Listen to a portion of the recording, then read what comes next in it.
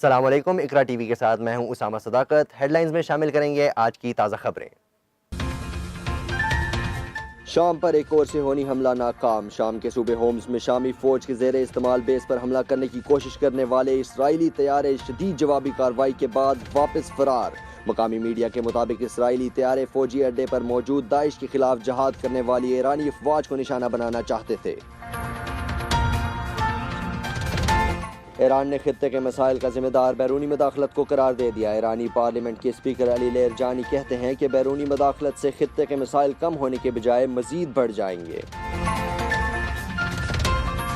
Avenfield case, नैब ने captain Safdar को सख्त सिक्योरिटी में एहतसाब अदालत में पेश कर दिया। अदालत ने कैप्टन सफदर को अडयाला जेल मुंतकिल करने का हुक्म दे दिया।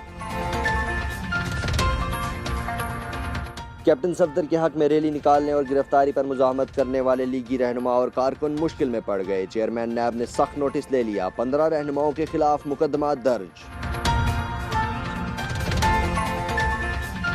मकबूजा कश्मीर में भारतीय फौज के मजालिम जारी। सर्च ऑपरेशन के बहाने श्रीनगर में एक और कश्मीरी नौजवान को शहीद कर दिया। पाकिस्तान स्टॉक मार्केट में बदतरीन मंदी का रुझान। PSX 100 इंडेक्स रवा साल की कम तरीन सतह पर आ गया। 1000 से जायद पॉइंट्स की कमी के साथ 265 39 पॉइंट्स की सतह पर रिकॉर्ड किया गया।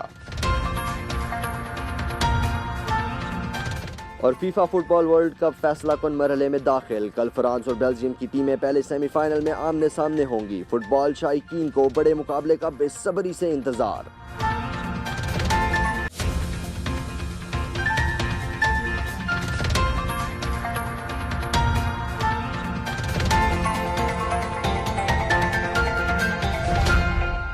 इस वक्त हेडलाइन से इतना ही। मजीद ताज़ा खबरों और अपडेट्स के लिए विजिट कीजिए हमारी वेबसाइट ikratv.pk।